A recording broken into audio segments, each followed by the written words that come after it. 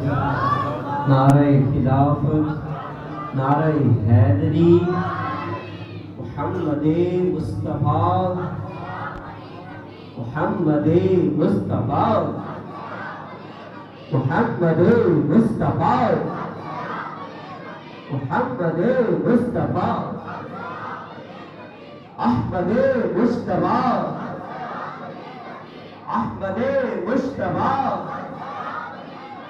سید الانبیاء،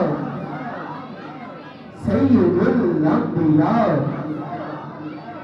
ہر صحابی نبی،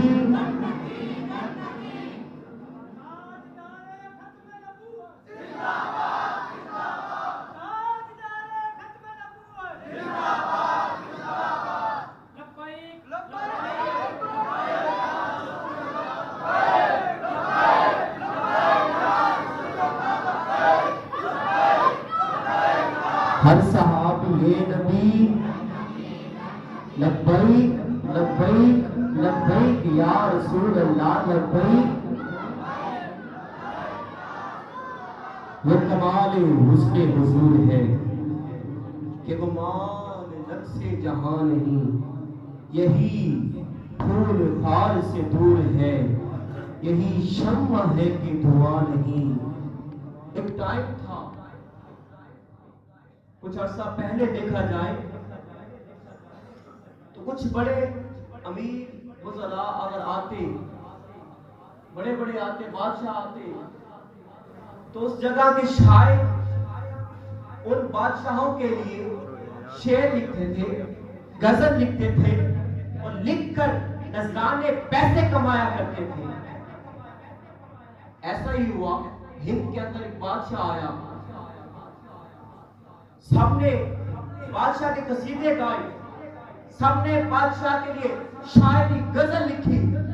ایک شخص اٹھا، اس نے کہا سیدی اعلیٰ حضرت، سیدی اعلیٰ حضرت، آپ شاعر کے اندر فن شاعری میں آپ ایک کمال رتبہ رکھتے ہیں، ایک مقام رکھتے ہیں، آپ بھی اس بادشاہ کے متعلق کوئی شاعری لکھے، کوئی غزل لکھے۔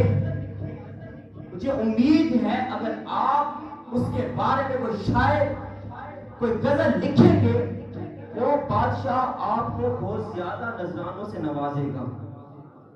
سیدی اعلیٰ حضرت کو کہہ رہا ہے وہ بندہ، اعلیٰ حضرت فرمایا، اوئے احمد رضا کا قلم جب بھی اٹھا، سید الانبیاء صلی اللہ تعالیٰ علیہ وسلم کی ناموس کے لیے اٹھا، اس کے بعد اگر اٹھا تو آپ کی شان کے لیے اٹھا۔ تبھی کہا وہ کمال حسن حضور ہے کہ گمان نقص جہاں نہیں، یہی پھول خار سے دور ہے، یہی شمع ہے کہ دھواں نہیں۔ پھیرے آگے یوں ہے دبے رچے، فصحا عرب کے بڑے بڑے، کوئی جانے منہ میں زبان نہیں، نہ بلکہ جسم میں ہی جان ہے۔ انہی اشعار کے ساتھ میں دعوت نعت دوں گا جناب حضرت مولانا محمد مبشر مدنی کہ وہ آئیں اور حضور کی ثناخوانی سے ہمارے دلوں کو منور فرمائیں۔ نعرہ تکبیر، نعرہ رسالت، نعرہ رسالت، نعرہ خلافت، نعرہ حیدری، ہر صحابی نبی۔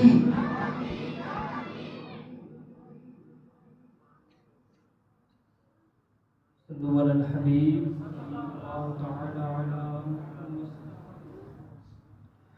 صلی اللہ علیہ یا